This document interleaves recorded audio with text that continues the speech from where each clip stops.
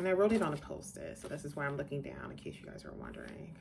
It's just with the way I worded it, just so you guys can kind of get an idea what the message is behind this.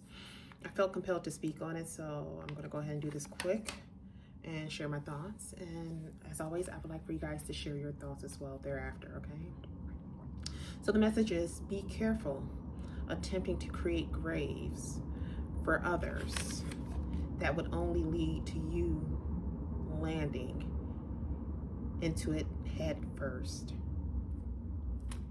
Let's talk about it.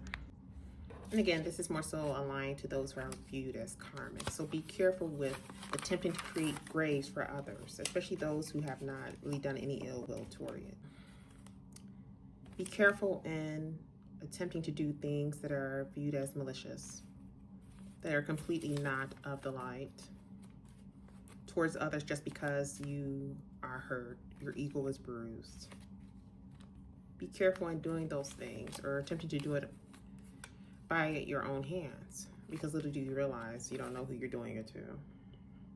Not only in terms of their physical capabilities, but also in terms of the spiritual, as I often talk about in my videos, you guys. But at the same time, you don't know what type of karma you're racking up now, times 10, if not more, not only for yourself, as I mentioned in a lot of my videos. It can affect you and your entire crew thereafter. And that means not only in present day, but also generations to come. So oftentimes people do these things just because of hurt ego. So I'll give you a quick story time so you can kind of see where I'm going with this. And this was something that was slight. It was slight work.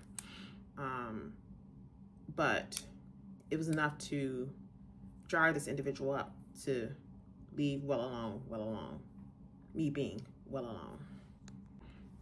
A lot of us who are in the spiritual space, we understand that we don't really have to do anything directly, physically, when it comes to getting back to those who are karmics or those who are doing things that are not of the light towards us. Part of the reason is because we know, especially if we have a spiritual knowing when it comes to the support team, and we understand what our role was in past lives as well as current. We understand that our hands could be clear and that they're going to take care of the rest. And it never fails. They always do. So I'll give you a quick story. There was this one guy, I was going to say gentleman, but I had to catch myself because he's not a gentleman at all. There were times where I would go to grab my coffee and my breakfast in the morning, as an example. And this individual would try to find ways to, I guess, get me to speak with him, or speak to him, I should say. Just really in a